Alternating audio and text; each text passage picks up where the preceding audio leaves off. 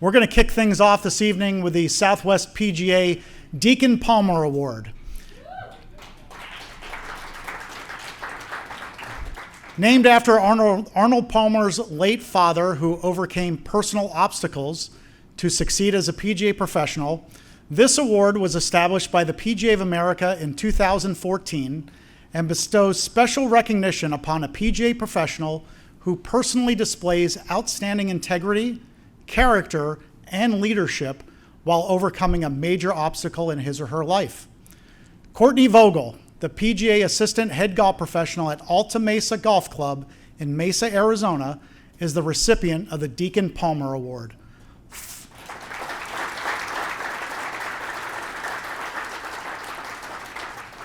Following in her father Kurt's footsteps, a 30-year PGA member, Courtney earned her PGA membership in 2024. Her leadership is rooted in empathy and the belief that every individual deserves the opportunity to succeed, regardless of background or circumstance. Despite living with a significant hearing impairment since childhood, she has transformed this challenge into a source of strength and motivation. Her resilience and adaptability have shaped a leadership style defined by patience, compassion, and authenticity. Through her example, she demonstrates that obstacles can become opportunities for connection, perseverance, and personal growth. Among her peers, Courtney serves as a collaborator and a mentor, fostering a culture of support and shared success. She's deeply committed to advancing the image and impact of PGA professionals, emphasizing that the success of one strengthens the collective. Through her leadership and example, she continues to inspire others to embrace challenges with courage and to lead with compassion, resilience, and purpose. She competed in the 2025 PGA Professional Championship after having qualified in the 2024 Southwest PGA Championship in just her first year of being eligible to participate. The Deacon Palmer Award recognition is her first award as a member of the Southwest PGA. At this time, I'd like to invite Special Awards Chair Jamie Lewis up to the stage. And ladies and gentlemen, please help me in welcoming the Southwest PGA Deacon Palmer Award recipient, Miss Courtney Vogel.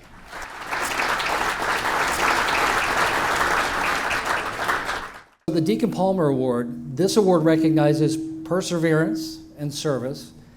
What does it mean to you personally to be the recipient of this Deacon Palmer Award this year? Well, first of all, thank you for having me here. Needless to say, this is certainly special. I have to say this isn't all about me receiving this award. It goes beyond that. It goes beyond the recognition of all PGA professionals. It goes beyond like the work that is done behind the scenes. It really boils down to getting up in the morning and having a reason to go to work and do what we do as PGA professionals.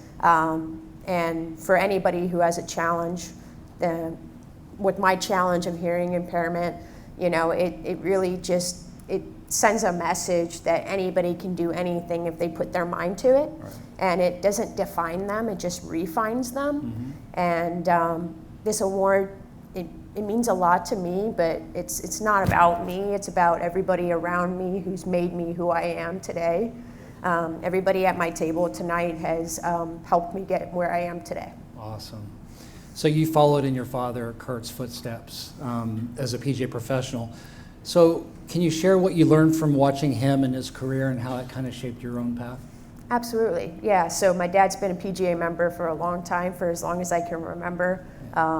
Obviously, I've held a plastic golf club in my hand quite a few times growing up in the driveway, but what it really boils down to is what I remember is, a lot of early mornings. A lot of early mornings of him getting up and the consistency that he had in the passion for the game is really what drew me to becoming a PGA professional. And we're all human at the end of the day, and he's had his challenges as well, and it really just it drew me to be a PGA member and to follow his footsteps because I knew that I could make a difference just like he has. Yeah. And it's truly an honor to follow his footsteps and to be a second generation PGA member, and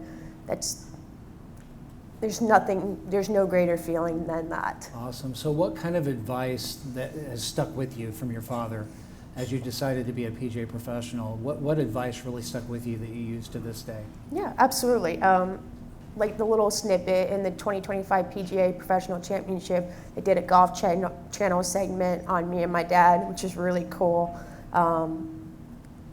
He always told me, we do talk about it at the dinner table, did you make a difference today? Right. And it's truly, it's all about that one thing you do for somebody and you go above and beyond because you don't know what that person's going through. Right. And you're going through your own challenges and you're hoping somebody else get through their own. Right. So that's really who we are as PGA professionals. And not only that, but he's given me advice through his actions.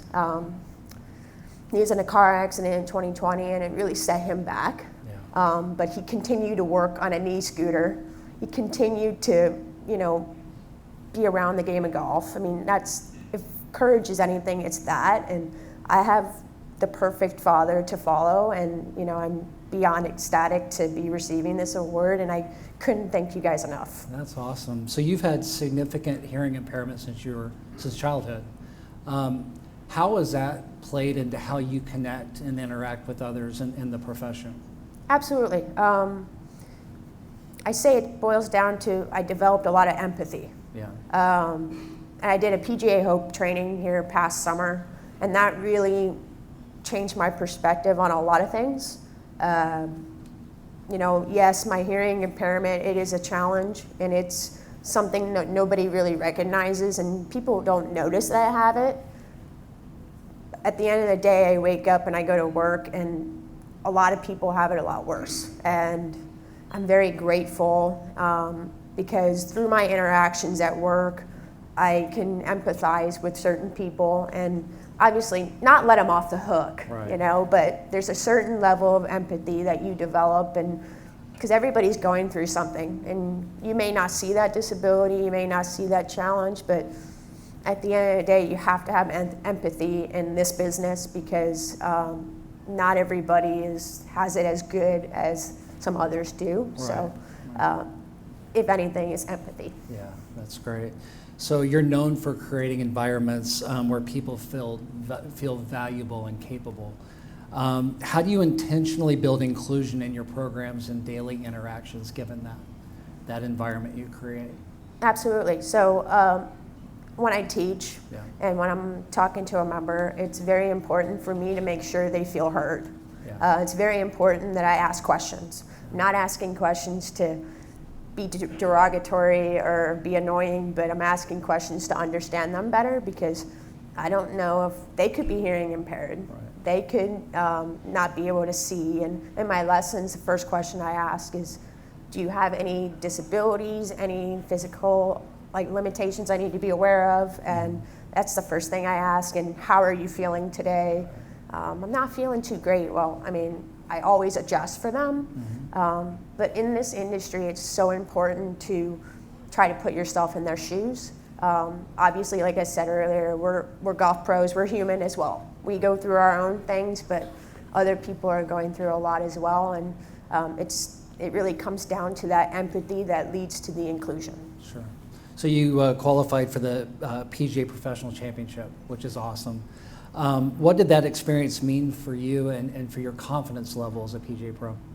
There are no words to describe that experience. It was a phenomenal experience, and it really just put it in perspective for myself and for the rest of the PGA pros in this room and everybody that's watching. You're not only a teacher, you're not only standing at the counter, you're not only a marshal or a pace of play setter, you're out there on the PGA Professional's biggest stage, and you ask, do I belong here? And that was the biggest question I asked is, do I belong here? And I asked that all week, and obviously I didn't play very well. I felt very discouraged in that, but the overall scope of it was that I got there, Yeah.